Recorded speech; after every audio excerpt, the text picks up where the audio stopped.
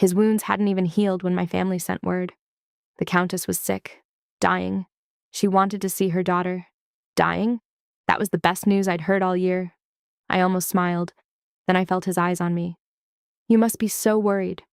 Go. I forced myself to look sad. I wish I could go with you, but I have business. He came to me, fixed my collar, kissed my cheek. Come back soon. I'll miss you. I went back to the Earl's house. My stepmother wasn't sick. She wasn't even tired. She looked at me with interest.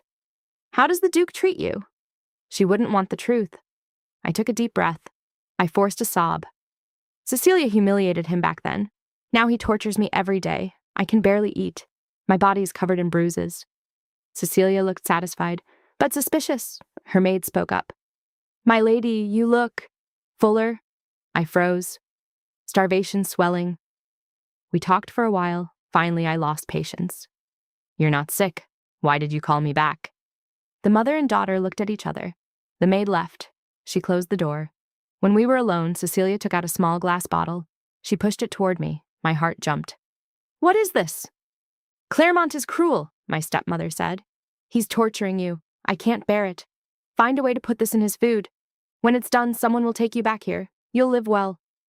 Someone. I smiled. Cecilia is getting married. Yes. My stepmother looked proud. The heir to the Norfolk Jew has asked for her hand.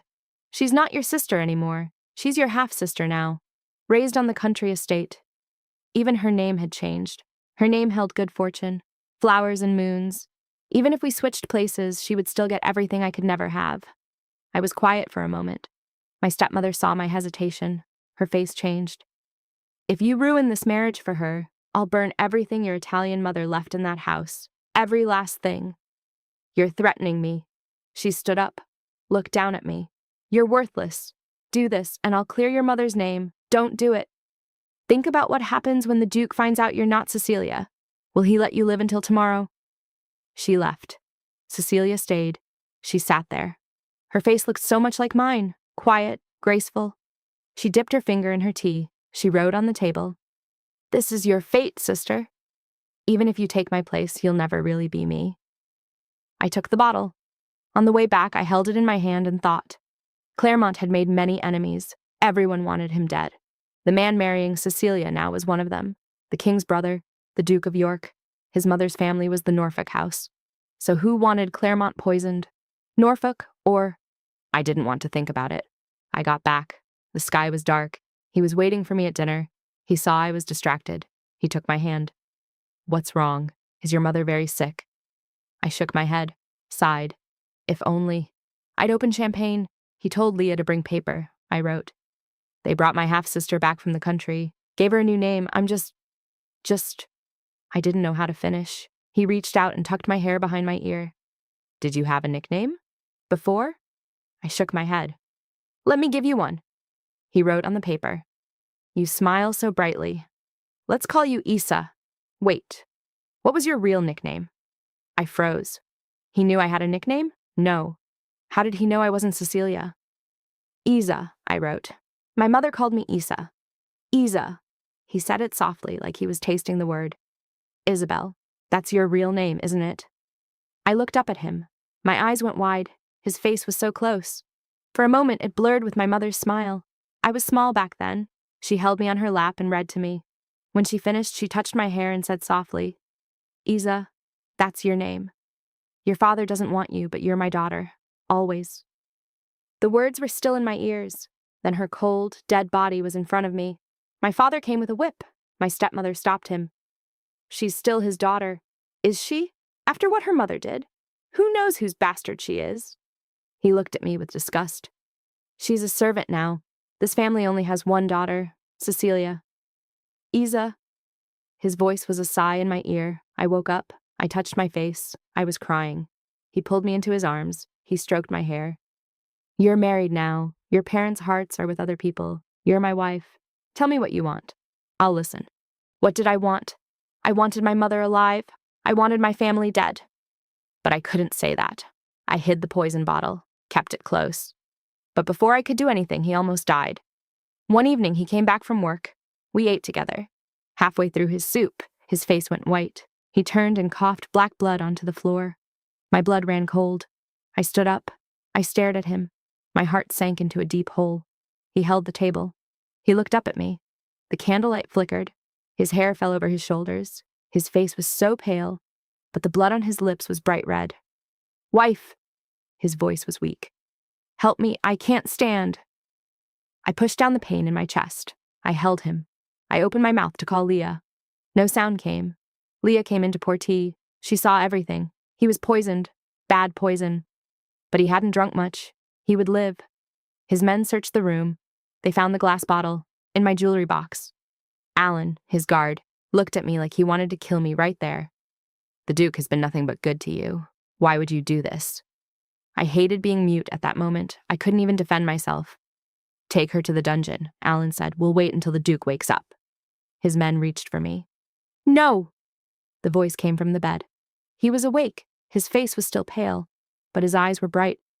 "Isa, come here." Everyone watched as I walked to him. I sat beside him. I wrote on his palm. "Not me." He coughed. He smiled weakly. "I believe you." "But my lord, we found it in her jewelry box."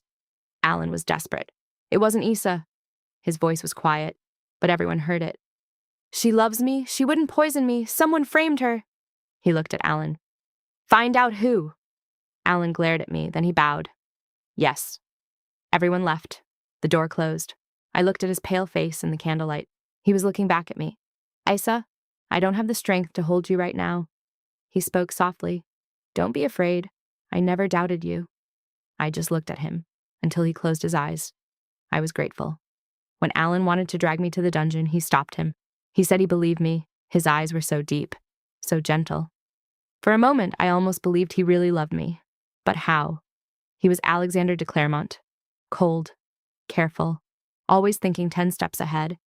How did he get poisoned so easily? Unless he was hurt badly. The blade had gone into his shoulder bone. The doctor said he had been drinking. He rode back drunk. The wound tore open on the ride. 3 days. He slipped in and out of sleep. I stayed by his bed. On the 4th day, he woke up. His fever was gone. His face was pale. The wound had taken a chunk of his shoulder. He looked beautiful and fragile. He saw me first thing. He smiled. "You've been watching over me. Thank you." "It's nothing," I said. My voice was sharp. "This is what you get for being a replacement." He looked at me with those soft, confused eyes. I couldn't take it. I turned and walked out. "I'll check on your medicine." For days, I was cold to him. He never stopped looking at me with those eyes, like he really loved me. I couldn't take it anymore. I slammed the medicine bowl on the table. "You love someone else," I said. "You should have married her, not me. Stop pretending. Stop looking at me like that while you're thinking about her." He stared at me. "You thought I didn't know." I laughed. "You called a name in your sleep, not mine." He was quiet for a second. Then he turned his head and laughed into his hand. The movement pulled his wound. His face went pale, but his eyes were so bright, beautiful. When he finished laughing, he looked at me. "Yes," he said. "There is someone." I knew it. "When I was exiled," he said. "I was sent to a small town in northern Italy." He paused. "One night, it was raining. I was walking down an alley. I saw a girl climb out of a backyard. She had a small knife. She was practicing in the moonlight. The rain soaked her hair. She didn't notice. I stopped breathing. Her mother stood in the doorway. She called her Isa. I watched her for a long time. She practiced hard. The knife blade caught the moonlight. Her mother called her back inside. She didn't want to go, but she went." He looked at me. It was the brightest thing I saw in those years. Later, I came back to London. I found out who she was, the Earl's bastard, kept in the backyard, no name. He touched my fingers. I didn't go to her. I had just come back. The old king had given me a secret mission. Everyone wanted me dead. I couldn't bring her into that. He smiled. So I waited, until I was strong enough to protect someone. Then I went to the Earl's house.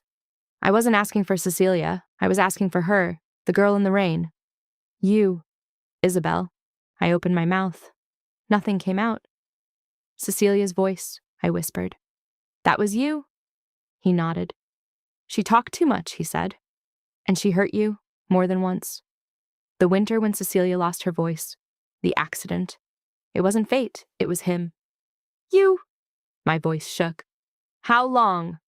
From the night you saved my teacher. He rubbed my hand with his thumb. The old man you pulled into your room. The one who taught you those knife moves. He was my teacher when I was in Italy. He told me about the girl he taught, the one with the bright eyes. He said her eyes were like spring in the far north. I knew it was you.